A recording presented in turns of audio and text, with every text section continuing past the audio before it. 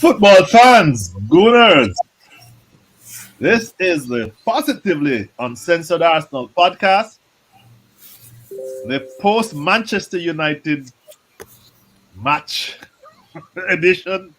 And it's no surprising I have the entire gang here. Byso, we're Morning. way early in our time zone. Yes, Byso, say hello. Hello, everyone. Ehab, wherever he is, looking spiffy. Hello. The changing face of Ehab, we cannot keep track of him. And of course, one and only Blackburn George. Say hello, George. Hello. I think I hear Cookie snoring somewhere a bit in the background. Yes, he's sat on the window ledge watching footy. Right, I want to warn people to hear that snoring. It's not me. Contrary to what my partner will say. Guys, so we defeated Manchester United yesterday, and I wanted us to talk about the game. I wanted all of us to talk about it, to give our take. Because you have to give a little soliloquy, a little narrative before I start. But throughout the Arsenal sphere and throughout the podcast sphere, I like to look at it this way. We all have an opinion, but my mom used to tell me there's my side, there's your side, and the right side. And you have to listen to all points of view. And all kinds of people are flipping their narratives, changing. Some of them are changing avatars. Even Ian Wright is now singing Super Mick Arteta. And this, this galloping emotions. But I think there was a lot of things here that are consistent with some of the themes that we have raised on this podcast. So let's talk about it. First of all, guys, that was a brilliant win over Manchester United. Byso, I'm going to start with you. Ladies first. And I'm going to share with you, Byso, look at those stats.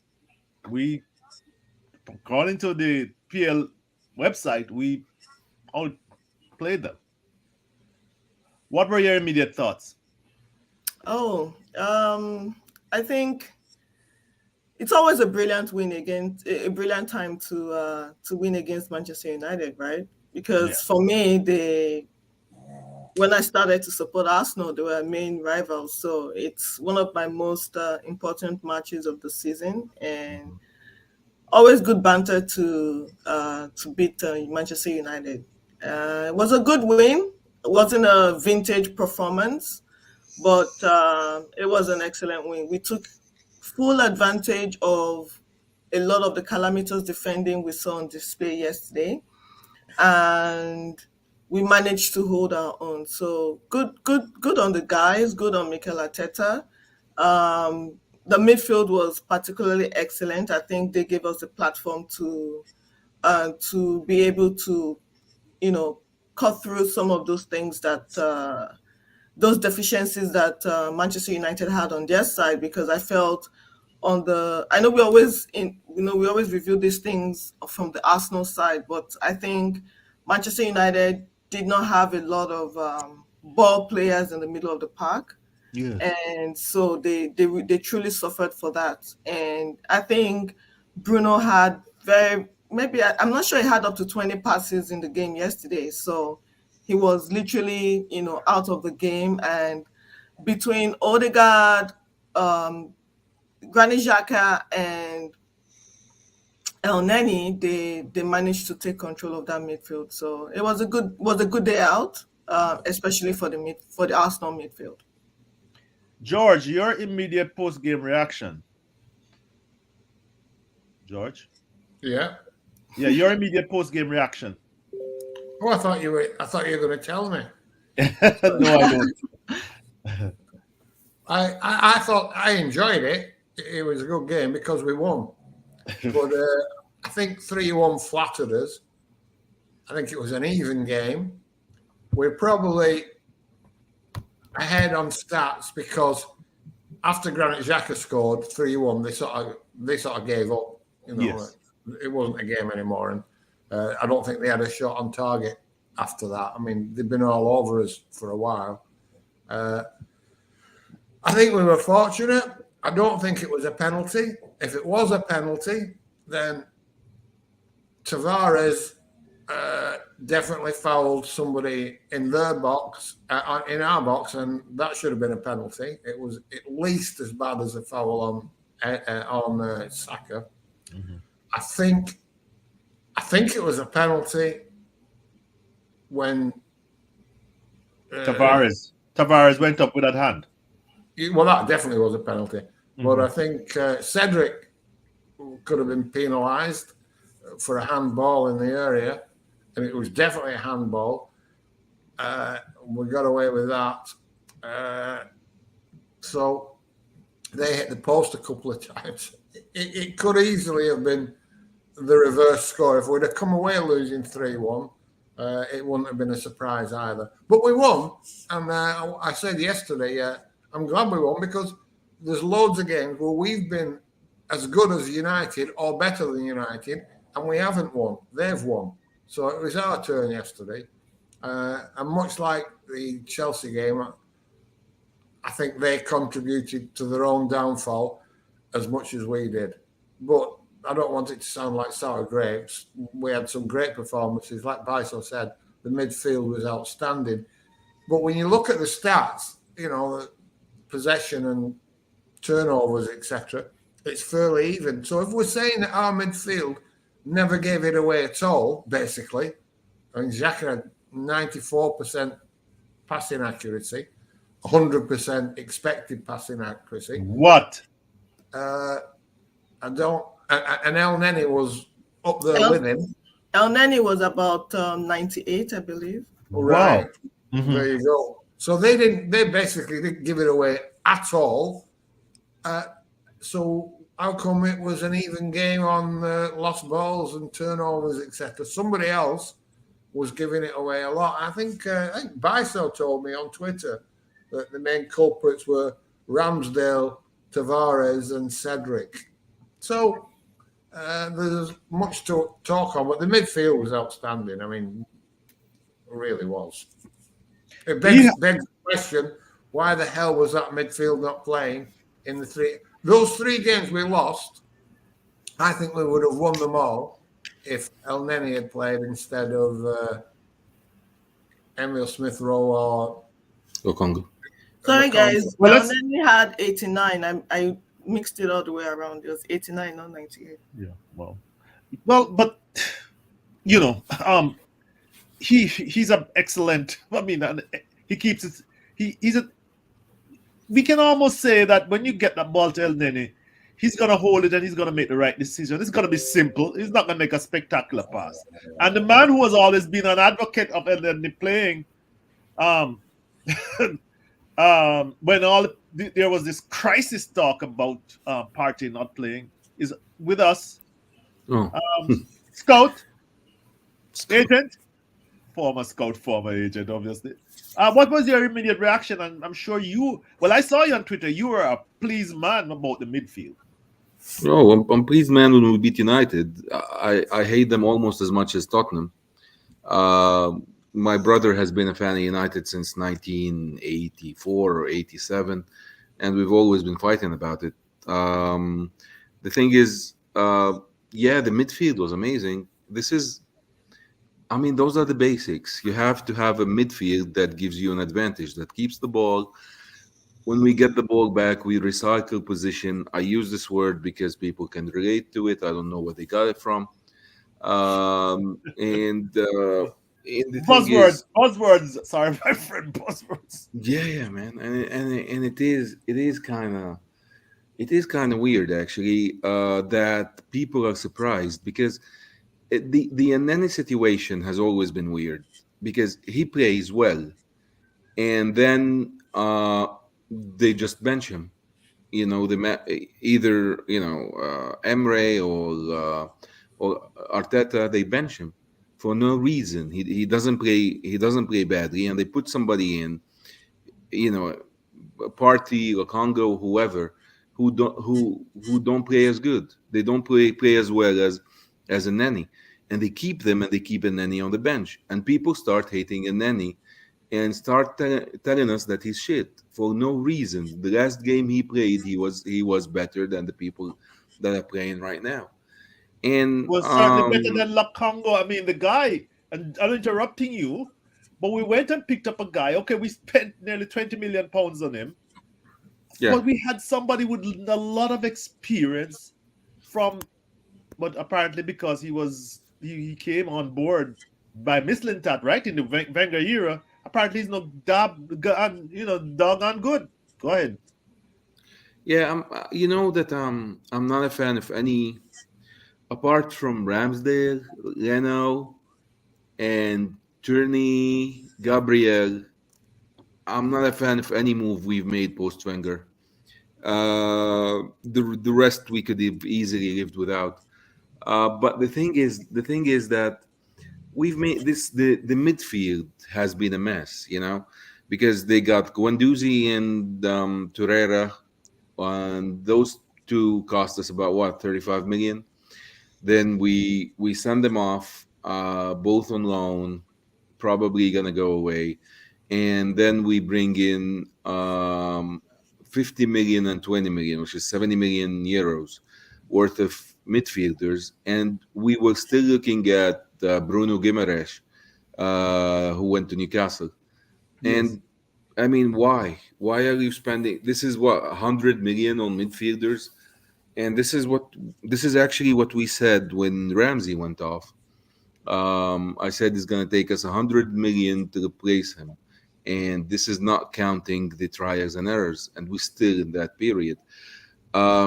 We also had Joe Willock and Ainsley Maitland-Niles, both of them who could have played in midfield and could have been developed the right way had we kept Carola.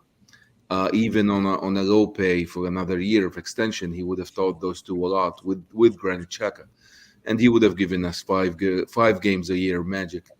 And to have him teach the likes of Joe Willock and Ainsley Maitland-Niles with Elneny as a backup, this is the way we should have gone all the way, and still But is the way. It shows, if anything shows yesterday, it shows that this team is full of talent.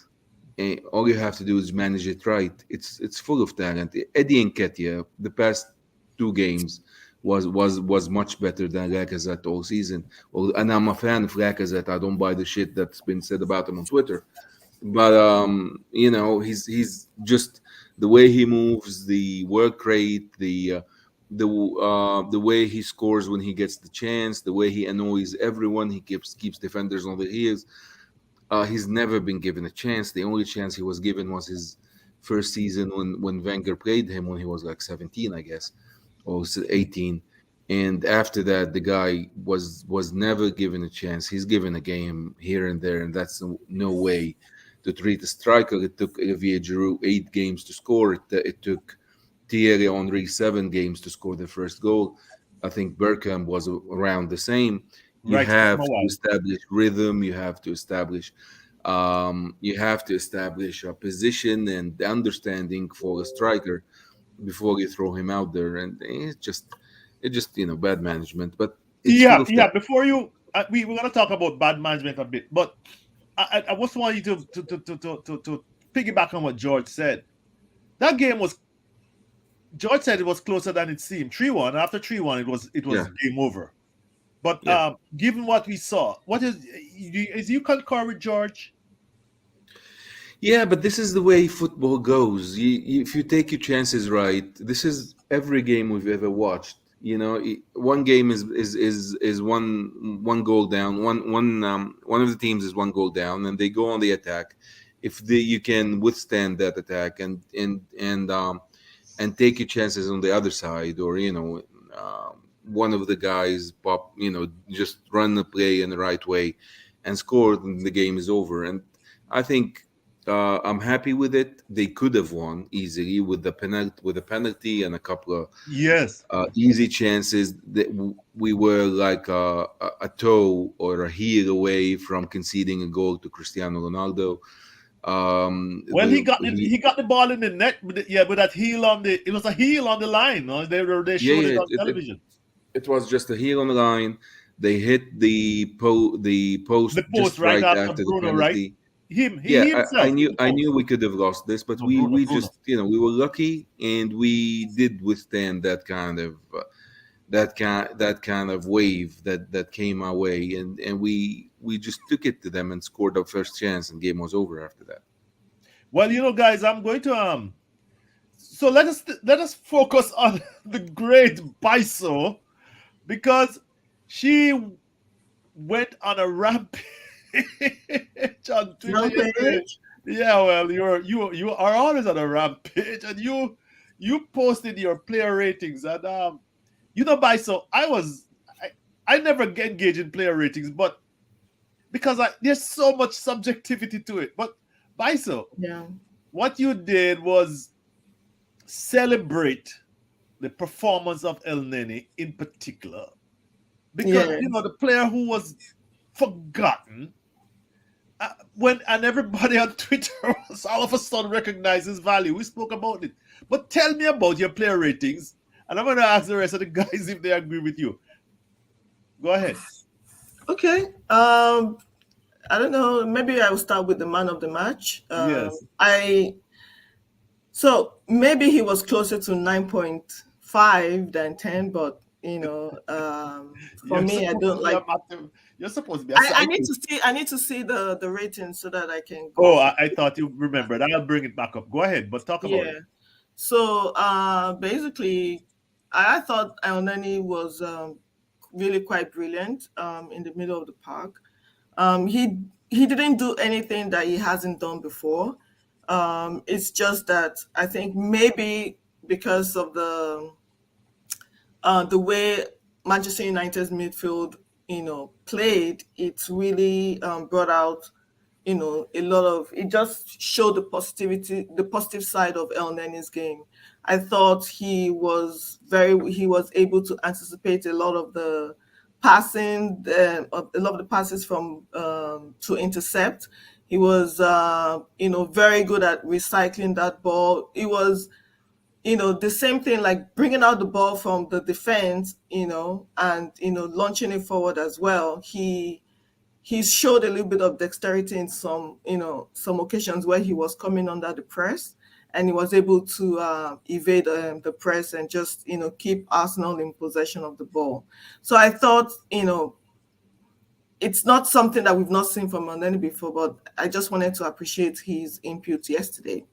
But like I've said at the beginning of the podcast, Xhaka, Elneny, and Odegaard, I thought, were our best players on the night. You gave Odegaard an 8, and you get Xhaka a 9. George, yes. Are you agree with these ratings by Byso? Your thoughts? Well, they're not far off. I'd have swapped Xhaka and Elneny. On Twitter, you said nobody's taking Xhaka from you. Take your filthy, grubby paws off. Yeah, well, you see, what struck me is, and I know people will say it's a lot of bollocks, but Xhaka with Elneny was freed. He didn't have to cut. He trusts Elneny. He doesn't have to cover for him. When Partey's playing, or Lukongo, or Tierney, for fuck's sake, he's forever having to cover for them and worry about what they're doing and not concentrate on what he wants to do for himself. But with Elneny, I think he's full confidence in him. He doesn't have to worry about Elneny losing the ball or giving it away stupidly, and he can get on with it.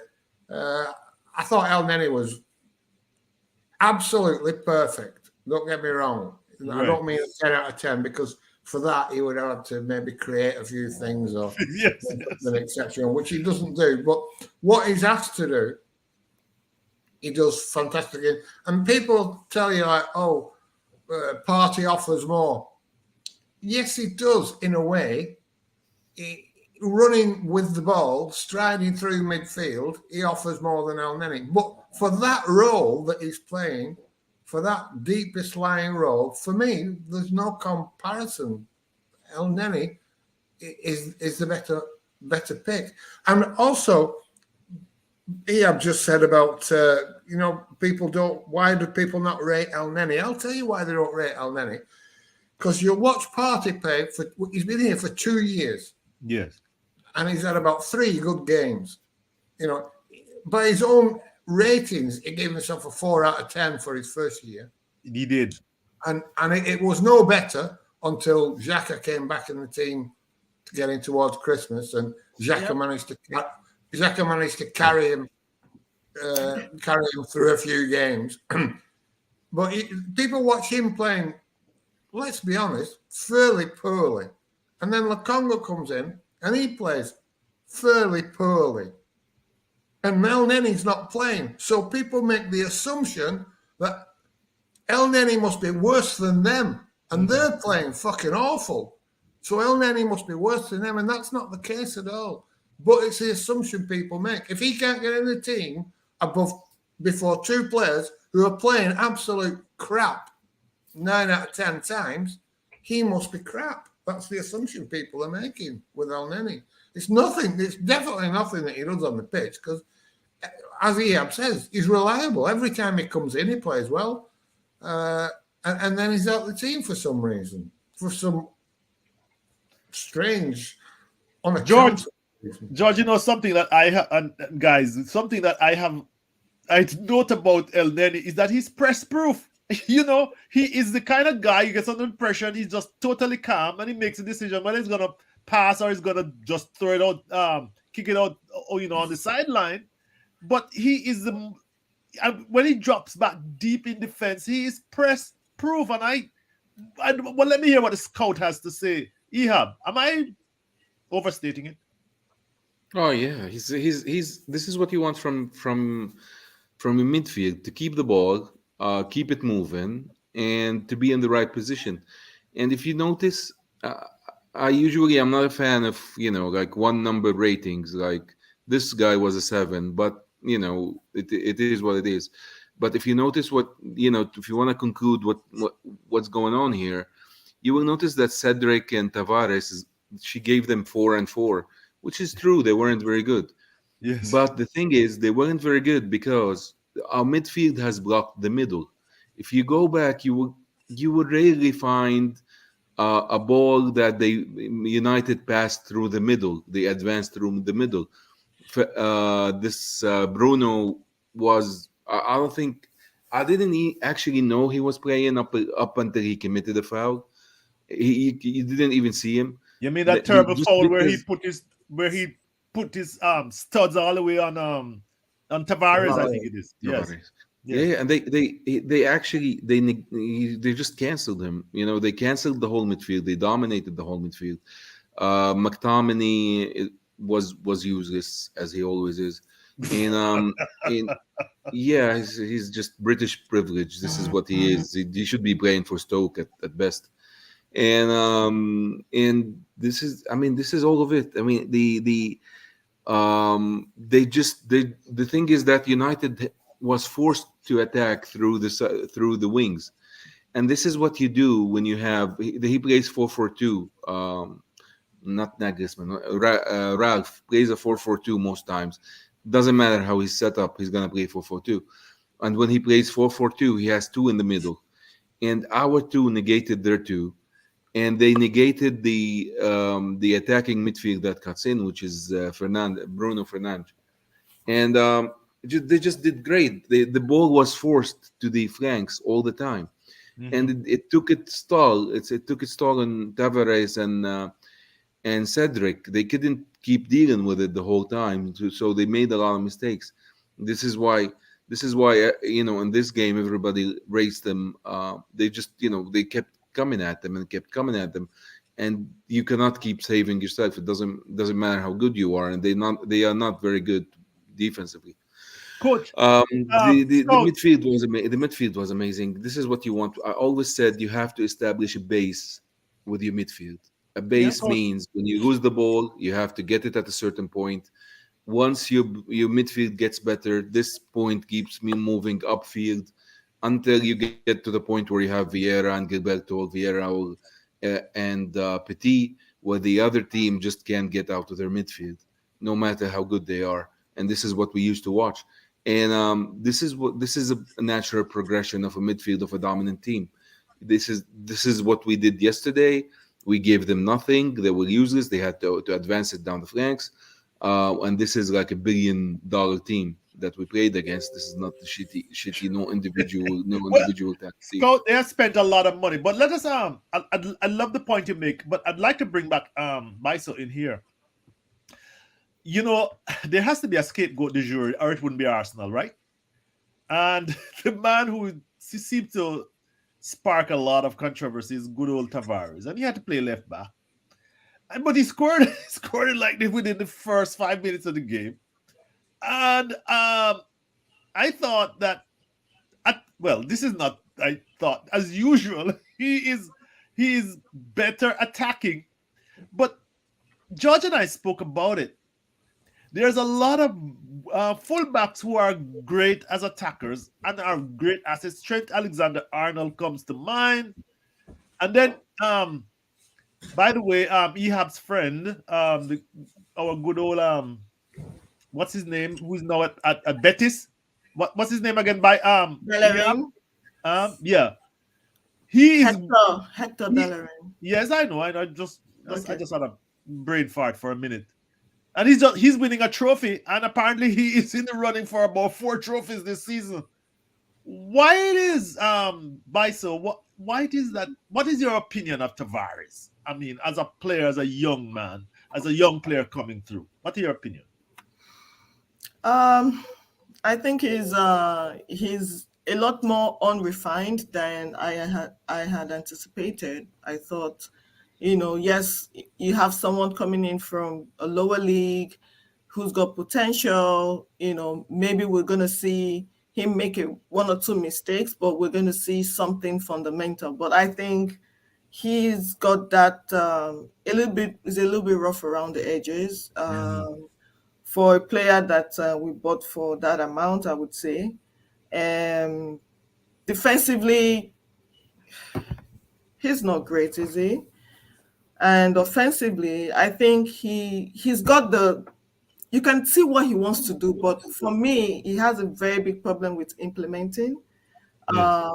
And I don't know if that's the foundation of his technical ability, that he cannot basically do what he wants to do in his mind. You can literally see what he wants to do in his mind, but he just can't execute.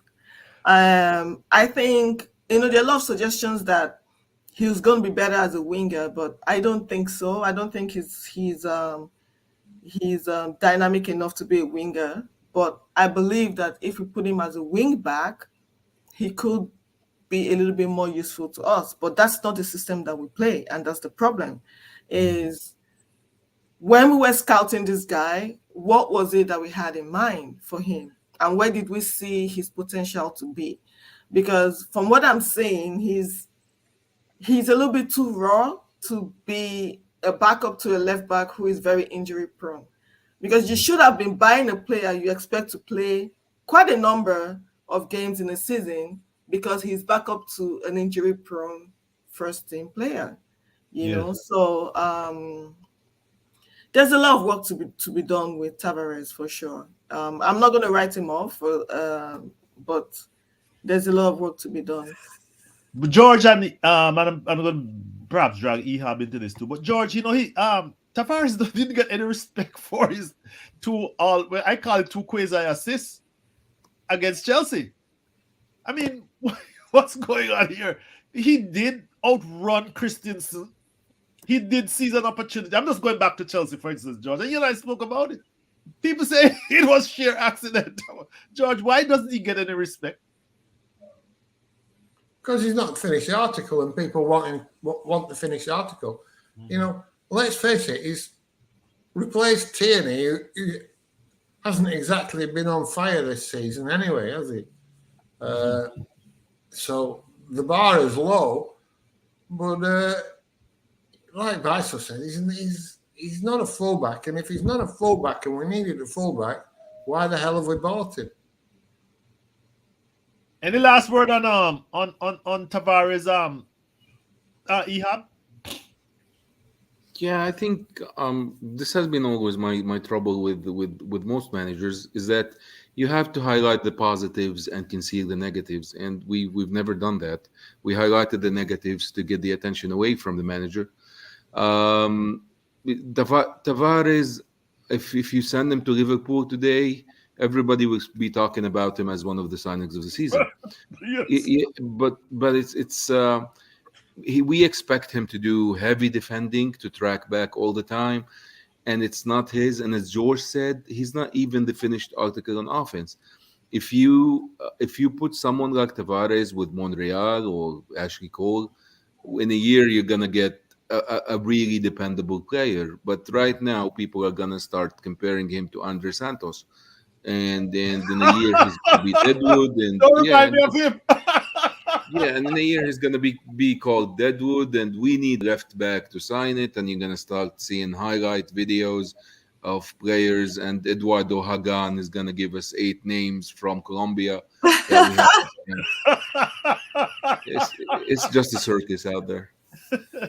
That's it. Yeah, That's my view on it. just to add a little bit on Tavares, I think part of the problem he has is that he is a backup to a fan favorite.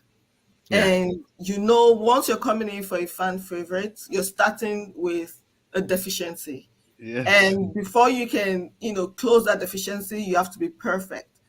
Because every single mistake you make, everyone refers back to the fan favorite who is not there, who should have been there, So I think that affects the perception of his game for us. Just the fact that he's replacing Tierney in that lineup. But I mean, he's just here in his first season, right? Let's talk about him when he's done with his second season, and hopefully we see some improvement and some refinement. It just needs to be refined. I think he's got the ability to be very good offensively. You can see what he wants to do when he's in attack. He knows when to go to the byline. He knows when to, he has the ability to see runs, from deep, and he can send that ball, but it's just the technical ability to execute that is missing. And if we're able to get that into his game, he'll be a positive contributor to our progress in the league for sure. Okay, He's, so we he's have a baller. I like him. But the thing is, we have to remember that we created the Tavares problem. At one point, we were crowded at left back. We had Monreal, Kolasinac, we signed Kieran Tierney, and we had Ainsley Maitland-Niles who could play there, and we played Chambers there a couple of games, and all of them are gone. And now we have Tavares as the only option. And the manager almost forced him out. If Kieran Tierney didn't have the injury, Tavares would have never played till the end of the season, and he would have been chopped out. Would have been banished to the bench. Not even I guess not even the playing squad. But guys, let's we look at the highlights and the lowlights of the player rating, and let's move on to somebody who is not mentioned by Byso. And I'm going to start with George. So George, let's go on to the manager. As I said, Ian Wright is now singing super Mikel Arteta. He's the greatest thing since sliced bread. And we have refrained from becoming, partisans on either side. And by the way, slamming and the group, we have a lot of people who thought we were all anti-Arteta, and because we refuse to be slamming him every day. I don't think that they are au fait with us. I'm trying to use a French term, but you know what I mean. They're not that they're against us, but they're not as committed to this podcast as they used to. I suspect. That's my thought. But George, what do you think of his coaching and his management? We've come back. We're now in the top 4 hunt. I am going to come there in a minute. What do you think, George? Yeah, look, when you win a couple of games, when you beat United and Chelsea, he's going to get praise. Mm-hmm. But don't tell me that Crystal Palace and Brighton and Southampton didn't happen. Mm-hmm. If you're going to give him credit for beating Chelsea and United, you've got to criticise them for losing to those three. He's done. I keep saying it. We're stuck with him. Calling for him to go is no way to go. There's no solution, actually, right? No, let's just wait and see. We've only got 6 games to go now. Is it 5 or 6? Five. Let's let it play out, see how it goes. But I've always said this. Clearly, he's a good coach. Is he a good manager?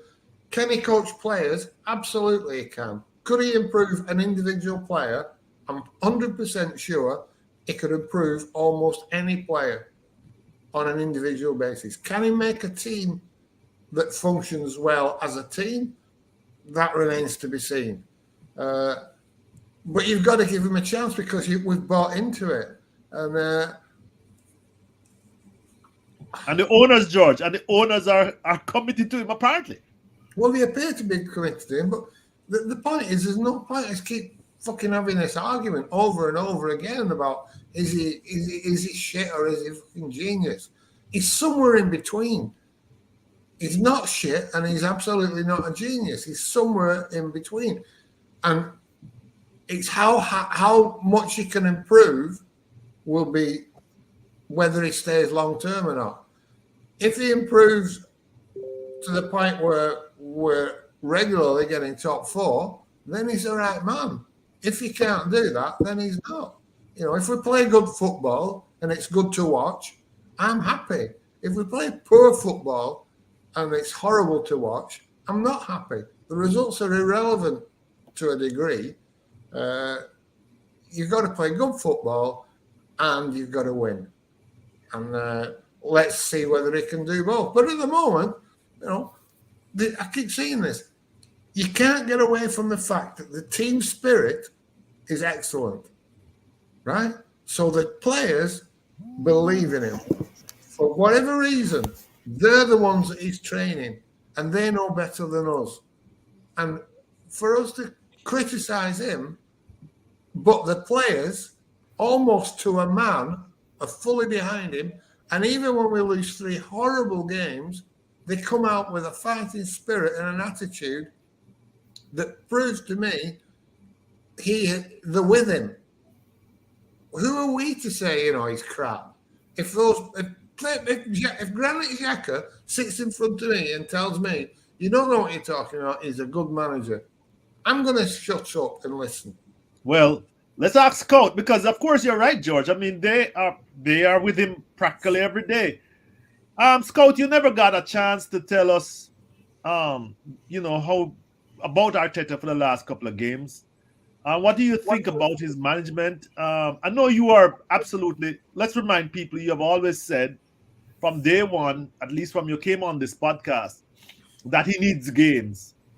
But what do you think of his management for this revival, this 2-game revival, and of course, Ehab, as George said, remember we went through 3 games defeated. So let's balance this off. That's the thing about the social media. Nobody wants to have a balance. It's like my side is right and your side is wrong. Yeah, go ahead. Yeah, my problem with Arteta is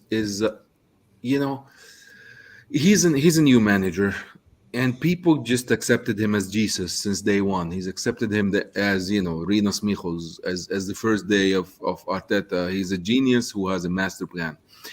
And I have no problem with celebrating the manager. I have no problem with singing names. I have no problem going crazy after wins. My problem is thinking that all of this is planned. There was one time there was a goal against, I think, Tottenham, like 15 years ago. Robert Perez puts a cross in, and it was going to Patrick Vieira, and some defender just slides in and puts the ball in the back of his net. And after the game, there were people gathered around Robert Perez, and I was standing there, and people ask him, and people say, "Oh, this was a great goal," and he says, "Exactly as I intended it to be," and people start laughing. because they know he's joking. Now, Mikel Arteta, this happens to him every day. He wins somehow, and everybody is like, "Oh, he's a genius. He planned this all along." No, he didn't. Just because he got here, it doesn't mean that he got out of his house in the morning intending to get here. He didn't take the right way. He didn't go out on time. He didn't take the right transportation. He just got here, and he has to be the first to acknowledge this. The other day, I watched a basketball game when some player who's 37 years old scored 40, Chris Paul. And at the end of the game, they had this interview, and he said, "Well, I can shoot the ball. Today it went in. Some other day it might not go in, but it's the right time for me to take over." And he understands that, I was a little bit lucky, but I was following the right You're frozen. You're frozen. procedure right Okay. now. And this is my biggest this oh No, go this is ahead. my biggest sorry this is my biggest issue, that we are making mistakes and nobody is admitting the mistakes. Nobody is talking about the mistakes. Nobody is saying, okay, we this is why I keep talking about mistakes, because somebody has to mention them, because we don't want this to be repeated. We don't want Now we used to make mistakes with Joe Willock, AMN, Ozil. Now they're getting more expensive. Yes. Uba, for example, Aubameyang. This is a mistake, and nobody is admitting is a mistake. Aubameyang, I've said it all along. If he goes in the middle of the season, he's going to score 15 goals wherever he plays. I think he's already hit that. And uh, and the thing is, just to take a look at Aubameyang and say, no, he's not finished. But no, we didn't do that. We made a mistake regardless of what's good for the club. The Imagine if mistake was Aubameyang, resigning him. The mistake being resigning him. Tell us what that mistake is. Which one is the imagine if mistake? Aubameyang had this form with us, 15 goals in 4 months, and at the end of the season, Barca came in to take him, or Real Madrid, or Chelsea, or anybody. We could have easily sold him at his age for 20-25 million, saved on his wages. He would have scored more goals. He would have helped us get top four. That's 35 million. You have to do what's best for the club, and we're not doing that. And this is when wins and losses don't matter. We have to. This is the only way forward, to do what's best of the club. And Arsene Wenger talked about this when you play Rob Holding in the final of an FA Cup against Diego Costa, Eden Hazard, and Pedro. Yes. It does not mean that this is gonna win you an FA Cup. In fact, actually, all the Chelsea supporters were happy when Rob Holding was starting, who's 21 years old, with Per Mertesacker. Yeah, well, And I would have been happy to see Kapur, but Ehab, good point. But let me ask, Byso, have a say on this. Have a say on this. Because there's a lot of revisionism. Did you see that Ornstein piece where he has realized the goals all of a sudden? Remember, Ornstein and his that lot said the goal is not to get into Europe, but just to improve the team. All of a sudden, there's a big thing now where the narrative changed. Oh, he's realizing the goals, and we're top four. What is going on here with Mikel Arteta's management? Kind of respond to what we said before. Give your point of view. Actually, just give your point of view for fuck's sake. Yes. Where do I start? I think the management saw what Unai Emery went through as a manager and decided, instead of being reactive, they're going to be very proactive with the PR campaign when it comes to Arteta, and that's what they're doing. Yes. They go on the offensive with using the guys on the Athletic and and the rest of them, right? Chris And Weekly, don't forget. and just go in there, make sure the bar is as low as possible, Yes. such that if Arteta were to, fail to meet it, they'll be like, okay, well, we're still improving, we're a team, blah, blah, blah. But when he's now doing what he should be doing, where the bar is supposed to be, oh my goodness, oh, we have the best young manager in the world. So I just think they're doing it to protect a young manager who is learning on the job. And they want to project this image of, we have this already finished article, even though we're not going to acknowledge publicly that he's not the finished article. What we're going to do instead is manage the expectations of the people who are watching Arsenal and the fans of the club. And that's what they're doing. And it's quite successful. I actually do applaud them for that. Because, you're going out there, you're saying at the beginning of the season, there's no target. We just want to see the team play, because you don't want to put the pressure on the manager. And if he fails to meet that target, then you are under pressure to do something about that, right? So let's not go into the public and set a target. Let's just say we want to see how well we play together. And then they happen to be in a top 4 race.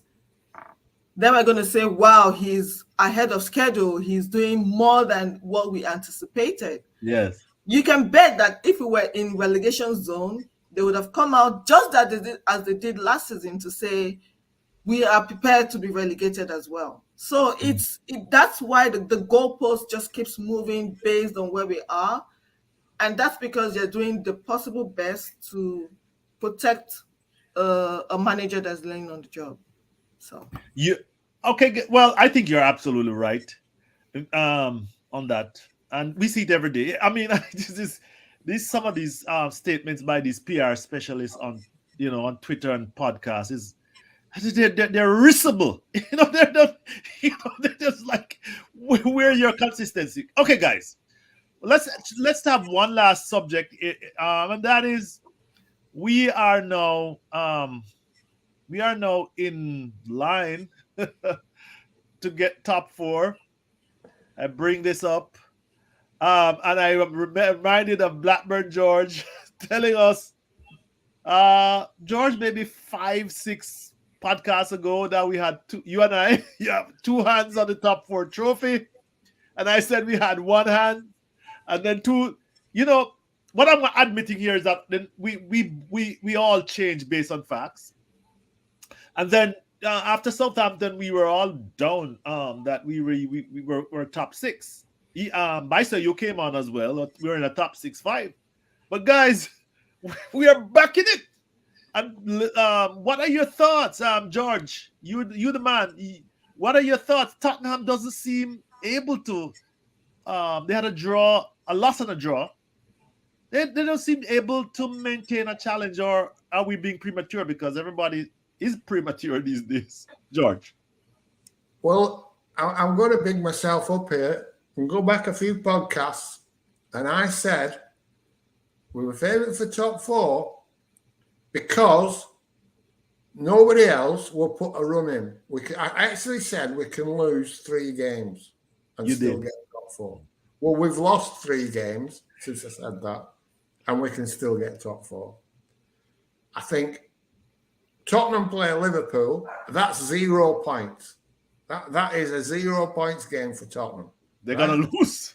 So that basically gives us a game in hand, because although we've all played 33, they've got 1 game where they're not going to get any points.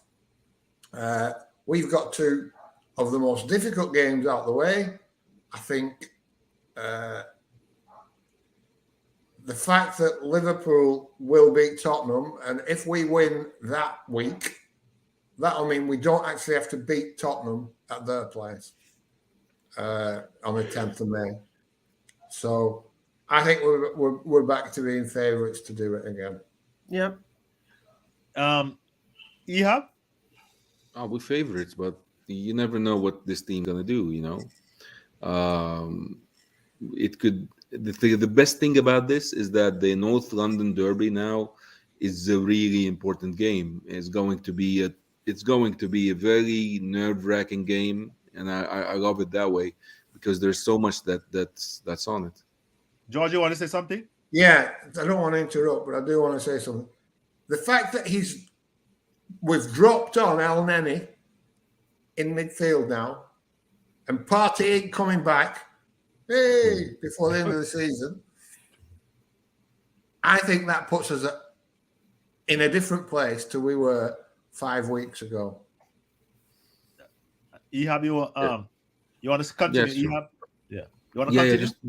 We have a better personnel right now. I don't know. You never know. As I said, we stumble and we fall somewhere, and the fanboys make it sound like it's a part of the dance. It's not. The right way to make in top three is not losing Southampton, Crystal Palace, and whoever we lost to, and winning against Chelsea and Right. Manchester United and West Ham. This is not the right way to the top four.